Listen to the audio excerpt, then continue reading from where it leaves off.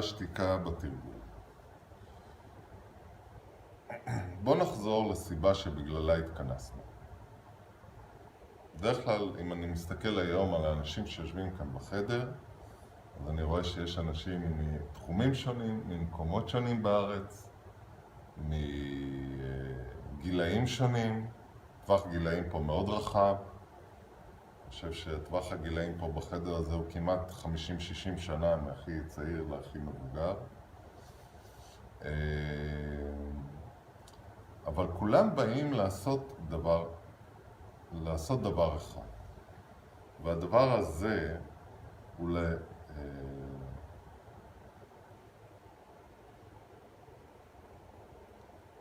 לפתח את האינטימיות שלהם עם עצמם.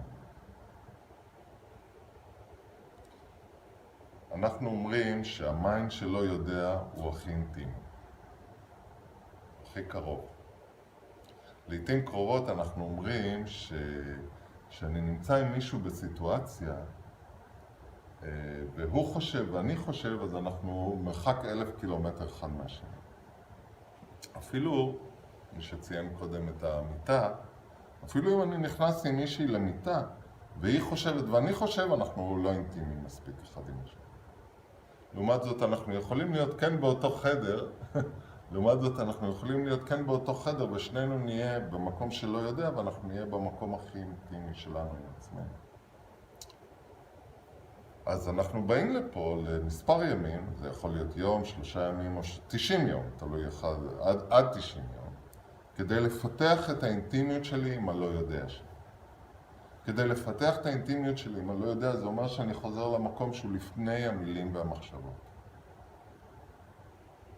זה אומר שכל פעם שאני פותח את הפה לדבר, אני עושה טעות גדולה. אז כשאני מתרגל את הלא יודע, באופן טבעי אני מסתכל פנימה ולא מדבר. אני כבר לא זוכר, יש משפט ידוע שאומר שהאויבים הכי גדולים שלי בריטריט זה מי שיושב מימיני ומשמאלי. כי לא רק שאני מנסה להשתחרר מהמחשבות שלי כדי לחזור למקום שלפני המחשבות, עכשיו אם הם מתחילים לדבר איתי, אני צריך גם להשתחרר מהמזוודות שלהם. ולכן המתנה הכי גדולה שאני יכול לתת לאנשים שמתרגלים איתי זה לשתוק. כי אז אני לא מעמיס עליהם ומאפשר להם לעשות את התהליך שלהם. אז ריטריט זה לא דינמיקה קבוצתית, למי שמכיר את זה מתחומים אחרים שעושים דינמיקות קבוצתיות, שיירינג ומדברים ולומדים איך לעשות כל מיני דברים. כן, זה לא ריטריט מדיטציה, זה לא זה. ריטריט מדיטציה זה שכל אחד עושה תהליך מאוד אינטימי ואישי עם עצמו, רק שכולם עושים את זה ביחד, בתוך מסגרת אינטרנט, שעות, זמן וכו'. מי שיסתכל קצת על הדף שתלוי בחוץ, יראה שהמסגרת פה מחולקת ממש על הדקות. מהדקה הזאת, הדקה הזאת, מהדקה הזאת, הפסקה, זה. מי שככה, יש פה אנשים שעשו ריטריטים ארוכים, אז הוא יודע את זה, שאחרי זמן מסוים אתה נכנס לזרם, לפלואו, ואז אתה לא צריך לחשוב. כל הרעיון של ריטריט זה שאתה לא צריך להפעיל את המחשבות שלך. עכשיו אוכלים? עכשיו יושבים? עכשיו ישנים?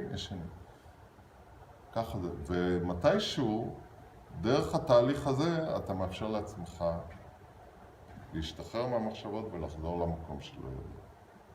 ככל ששותקים יותר, התהליך הזה עמוק יותר וחזק יותר. אוקיי? זן מאסטר רובון, בריטריטים האחרונים שלו בקוריאה, איזן את זה. זאת אומרת, הריטריטים שהוא הוביל היו מצד אחד הרבה יותר אינטנסיביים מהריטריטים שלנו, מבחינת השעות ביום וזמן ישיבה אל מול הזמן ישיבה שאנחנו יושבים פה, יותר שעות ביום, אבל מצד שני היה פותח אחר צהריים לזה, כי הוא למשהו שאפשר לדבר ולצחוק וכו'. והסיבה שהוא עשה את זה בריטריטים ארוכים, זה שלפחות בשיחות שהוא ניהל איתי, זה שהוא רצה לשים דגש יותר על הסנגה. ואני עוד מילה אחת על זה, לא שאלת את זה, אבל נגעת בזה, אז פתחת לי דלת. רוב האנשים אנחנו פעמיים ביום שרים את הצ'אנט שעושים הומאז', מה זה אומר? נותנים כבוד לשלושת האבנים העיקרות. בודה, דרמה, סנגה. רוב האנשים שמגיעים למדיטציה מתרגלים בודה דרמה, אבל את הסנגה לא כל כך במובן. גם מתרגלים ותיקים לא מבינים את הסנגה. והסנגה היא אבן מאוד יקרה. כל מי שיש לו קושי בהתמדה יודע עד כמה הסנגה יקרה. כל מי שמאבד את הדרך מהתרגול יודע שיש סנגה, זה מחזיר אותו. כל אחד שיושב כאן שהוא מתרגל יודע על מה, יודע. אבל יחד עם זאת לא מתרגלים מספיק, לא מחזקים מספיק את הסנגה. ובשנים האחרונות של חייו של בום הוא דיבר על זה הרבה. הסנגה כאבן היקרה שלא מספיק מתרגלים אותה. אני חושב שדווקא אנחנו, הסנגה הישראלית בעניין הזה, עשינו שיפור מאוד משמעותי בשנים האחרונות.